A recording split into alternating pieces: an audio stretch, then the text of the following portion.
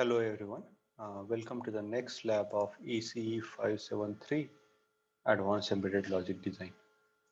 In the previous lab, we discussed about the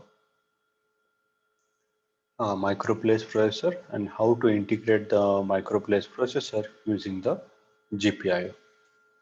In this lab, we are going to discuss about how to add additional IPs inside the our previous block diagram. Okay. So to begin with, we'll first revise the block diagram which we developed in the previous lab. So we have designed the microplace, then there is a local memory. Inside the local memory, your instructions and the data are stored. Then you have the GPIO, where we have designed the 4-bit GPIO, and then using the AXI transaction, the output is displayed on the GPIO. So what I'm going to do, I'm going to add the additional IP. Here there is a AXI timer IP. Okay, so this AXI timer IP you can control via microplace. For example, you can enable, disable the counters timer. You can have it as a up counter. You can have it as a down counter, or you can have additionally you can also have the interrupts and the you can generate the PWM signal.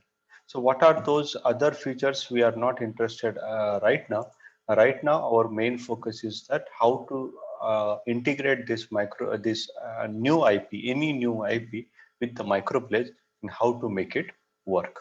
Okay, so once I add this AXI IP, first thing is that I need to do some configuration as per the IP. So this timer or the counter inside this IP is a 32-bit counter. So instead of 32-bit, I'll make it 8-bit so that it will be easier to see in the numbers in the your simulation window. Then there are two timers. Okay, so we are going to use only one timer. So I'm going to disable the second timer. Okay, so then these signals captured and the output signals we are not going to use. So right now we don't need to worry about. So these are the things we need to worry about. If you want to know more about this timer IP, there is a documentation is available on the Xilinx website. You can go into the documentation and understand what are the different features of this IP. So now I have configured the IP. Now I need to integrate with my processor. So as you can expect, what will happen on this interconnect, there will be additional port will be created, and to this port you will connect this AXI IP. So for the microplace processor, your GPIO and the AXI timer both are the peripherals. Okay, it doesn't distinguish between the two. Only the microplace, when he wants to communicate with the GPIO, it will use the address of the GPIO. When he wants to communicate with the AXI timer, it will use the address of the AXI timer. So I'll run connection automation. You can see that the microplace is the IP, a master to the IP. So let's do the automation. Once the automation is complete, you will see that the block diagram is updated, and I'll do the regenerate layout. And now you can see that on the same DP port, you have the now two slaves. So your interconnect is a master to the two slave. One is your GPIO and one is your AXI timer. How to use this interrupt, we'll see it in the subsequent lab because some theory is remaining. So once we cover the theory, we'll discuss that in the subsequent lab. So now we have integrated the AXI timer, and now if you go to the address editor, okay, you can see that in addition to the GPIO, there is a timer IP, and there is an appropriate address is being assigned to the timer IP. So this is done. Then the next step is to validate your design. Okay, as we did in the previous case, you need to validate design. Then you need to update your wrapper. Okay, so I'll just click on the create update, create a wrapper, and that let Vivado manage the wrapper. Once I do this update wrapper, then what I'm going to do, I'm going to generate output products. And now because we have done out of context here, only my new part will be synthesized, the rest of the part will be same as before because they are already synthesized. So hopefully this time it should take much less time than the previous case. Okay, so what we have done, we have added the IP, we have added the AXI timer IP, we have configured the AXI timer IP, then we have integrated with the microplace processor via the AXI interconnect, then we validated the design, then we updated the AXI wrapper, and then last thing which we are doing is that we are synthesizing the IP, we are generating the output products. Now, once this process is complete, we are going to follow the same process as we did in the previous video. We are going to export our hardware. So you can see that now the hardware is modified. So you need to make sure that you export your hardware again, and followed by you need to launch your SDK.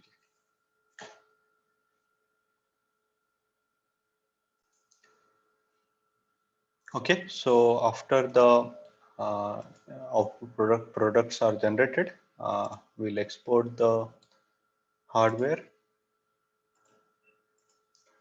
Then the next step is to launch the SDK.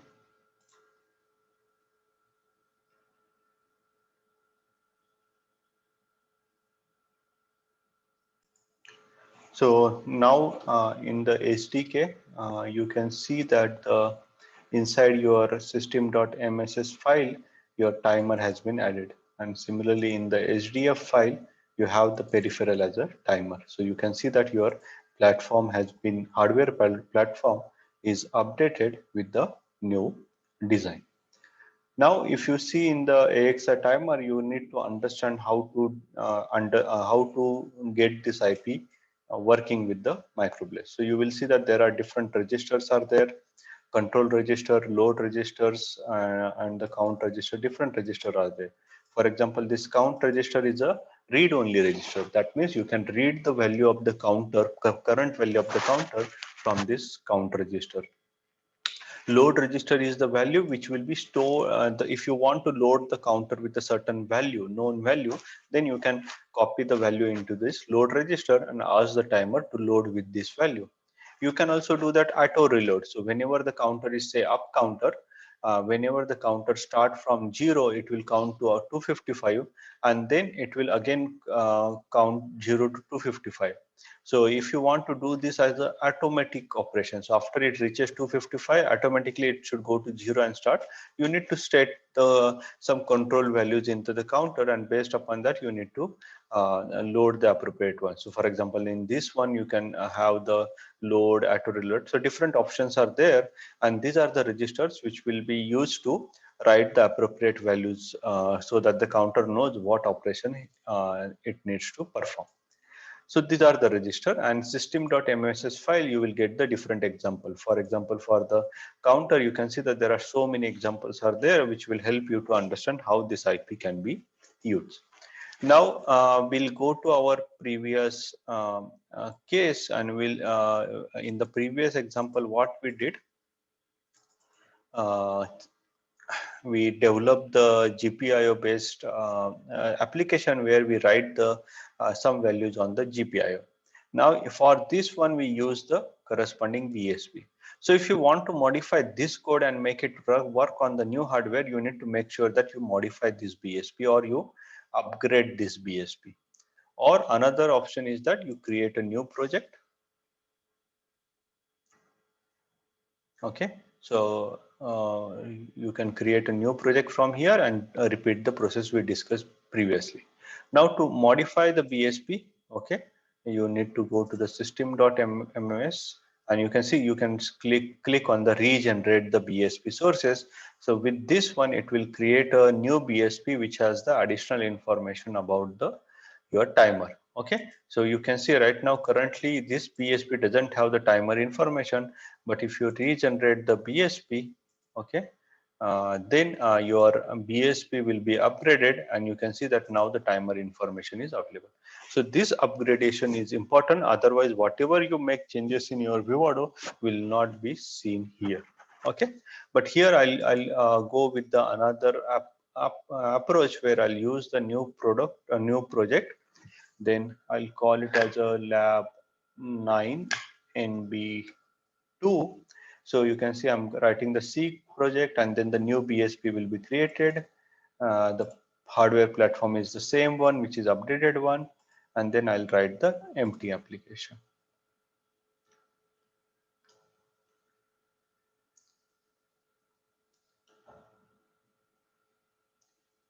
Okay, so in this empty application, first thing what I'll do is that I'll copy the code as we discussed in the previous case as it is.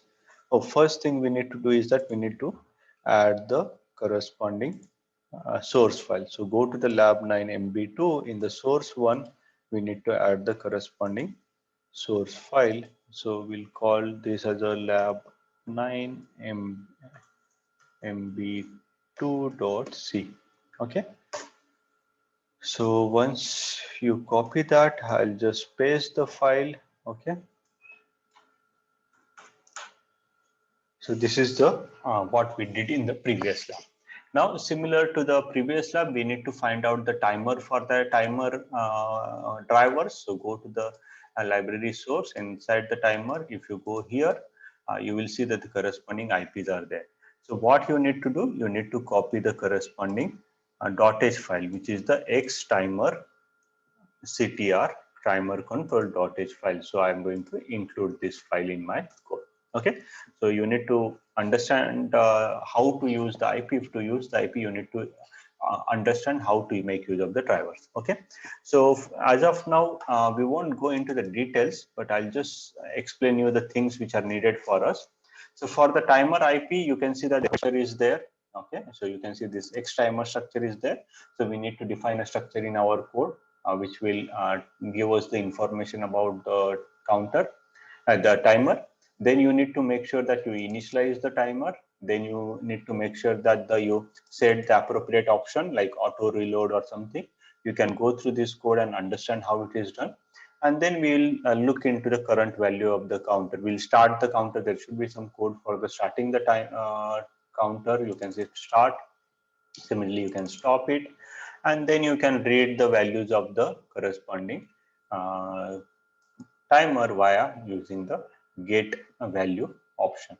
Okay, so those are the things we are going to do. So what we are going to do is that first thing I'm going to do is that I'm going to define the my structure for the timers. Okay, so this is my structure for the timer. Then next thing I'm going to do is that I'm going to initialize my timer. So what I'm going to use is that I'm going to use the initial code which includes the timer IP and the device ID. And device ID, I'll get it from my x parameter.h file. So what I'm going to do is that I'm going to initialize the my timer. You can see this is my structure, and this is the ID I got from the x parameter.h file. After that, I need to set the some option to the timer. Okay, so if you see here to set the option, so for example, I need to do the auto reload option. So what I need to do, I need to look at this code. I go to the set option, and in this set option, the timer structure is there. Whether I'm going to use the first timer or second, I'm going to use the first, so 0 value, and the option. And this option value, it can say that it is there in the x parameter, x timer ctr.h. So if you go to the x timer ctr.h, so in this case, you will get the options here. Okay, you can see that these are the options are there, and I'll choose the reload option. Okay, so let's go back to here. So what I'm going to do, I'm going to use this X timer set option. So I'm going to use the timer 0, and this one I'm going to do. And what it does, it writes the appropriate value in the control register of your timer IP. Okay, so if you go there, you can see that set option thing, what it does, it writes the appropriate value. You can see write register at the base address, the timer control, what is the control register offset, and that value is written inside the your timer IP. So the timer IP knows how the processor wants it to work. Once it is done, then I'm going to read the value from the timer. So for that, I'm going to use the get value option. So for the get value option, what I need to use, get value. Yeah, I need to give the timer and the timer number. So it's a very simple code. So I'm going to use the time. So I have not started the timer. I'm just want to know what is the current value of the time. So in the by default, it is a up counter. So default value should be 0. Then I am going to start the timer. Okay, so I'm going to use the code for the starting the timer. Okay, then what I'm going to do, after the regular interval, I'm going to read the content of the timer. Okay, so you can see that I'm going to read this, use the get values after the regular interval. So I'm going to define this as a int corresponding value. So that's it. So I have just did the simple code to integrate the time. So this is how you need to make use of these drivers to understand the code, understand any IP, how to make use of the corresponding IP. So let's go back to our Vivado now. Okay. So in the Vivado, what we are going to do in the Vivado is that our test bench remains the same. Only thing is that we need to update the ELF file. So go to the simulation sources. In the simulation sources, go to the block diagram. In the block diagram, associate the ELF file. So I need to change my ELF file. So go to here, then go to appropriate folder. So lab 2, then debug. Select the file. I have changed the file to the second file. That's done, and then I'm going to run the simulation. Let's hope that the simulation works well. So just to revise that, we have used the 8-bit timer, so it will count from 0 to 255 and back to 0.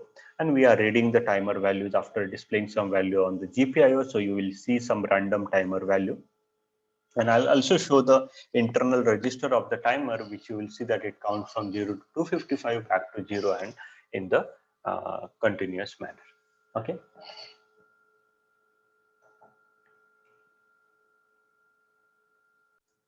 Okay, so you can see that the simulation has started, but nothing has happened because the initial steps have not been completed. So I'll run for the 2 microseconds. Nothing has happened. 2 more microseconds. Nothing has happened. 2 more microseconds. Nothing has happened. Yeah, so now you are inside the while loop, so you can see that your code has started working. So now the GPIO part is working as expected, and you are also expecting the same.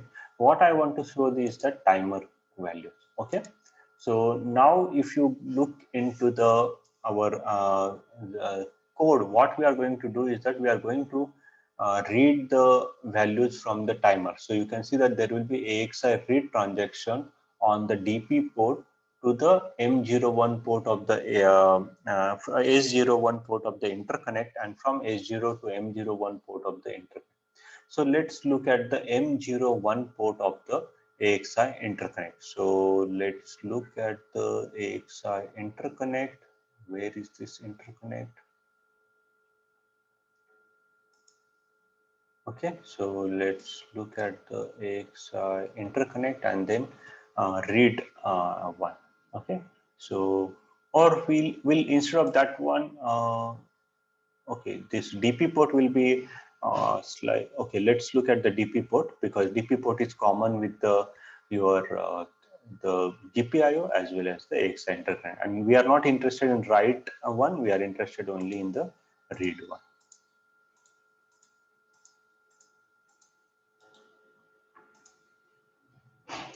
Okay, so now you can see that there are all the read transactions are happening, and let's look at some transaction in more detail.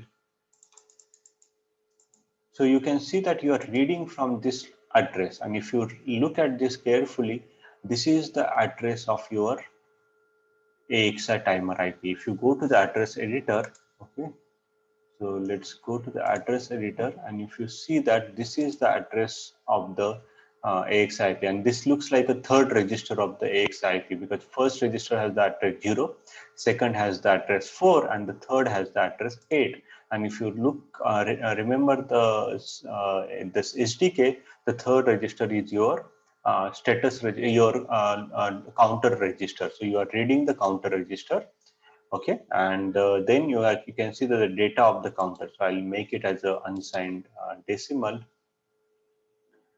So you can see that the data of the counter is being passed to the your value. So this is nothing but your value 1, which you will see in your SDK.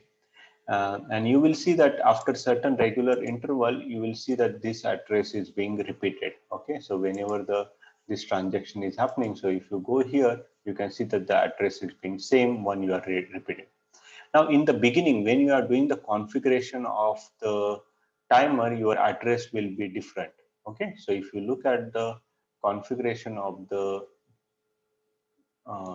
timer, okay, you can see that configuration. So for configuration, this for the configuration, your processor is doing the write operation. So you need to look at the write ports also, but you can see that you are reading from the first register to know the values. After you write to the control register, you also check whether the writing has successfully completed or not. And you can see that you are writing from the first register of your time. So this is how the writing happens.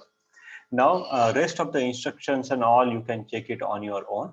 What I want to show is the timer values inside. So if you go into the AXI timer, if you go inside that, if you go inside this TC, and if you go into the counter, and you can see inside the counter, you should have some register which keeps on incrementing. Okay, so I just need to look at the register. Yeah, so you can see inside the counter, this is the count out, and you will see that this guy will keep on uh,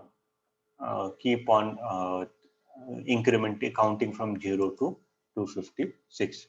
Now this has not been captured, so I'll just run it for 2 microseconds, and you will see that there will be something is happening on this one. Okay, so you can see here this value. Okay, you can see that this I'll make it as an unsigned decimal so that it is easier to read. So you can see that it is going to 56 and one up to, okay, it's 92. Okay, so you can see uh, after 255 it goes to this up to this one. So I'll run it for say 3 microseconds, so you will get the complete cycle. So, and let's see. Now you can see that 100, then 90, 49, 34, 6, and after 246, you will see that it is 255 and then 0. So this counter is being running, continuously running. And when you do the read values inside, when you use the X timer get value 1, you read one of the value. So let's look at that transaction. Okay, so what I'm going to show you is the transaction where you are reading the values of the counter inside the your microblaze processor. Okay, so what I'm going to show is that microblaze processor AXI peripheral M01. I have already shown you the uh, which one I have shown you here.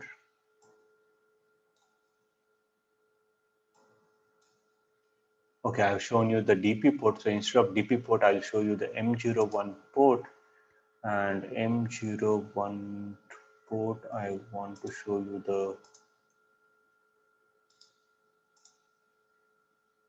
this read one and the corresponding read data value. Okay, so now if you see here, now let's see that here I'm performing the read value.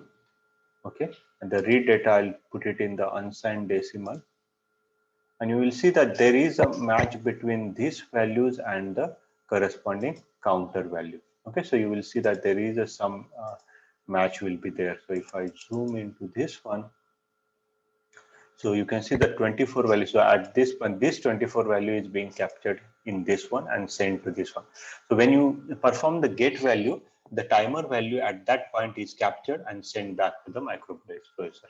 The same thing we can read it, see it for some other location. So let's see it at here. When I'm performing the read, and you can see that these values are changing because we are doing the read. After that, we are incrementing the GPIO values, and then the same process is repeated. So if you see here, this value 1112, so you are capturing this value and sending it here. Okay, so this is how you can learn about the how the microBlaze is communicating with the IP inside the hardware. In the subsequent lab, we will explore more feature of this microBlaze processor.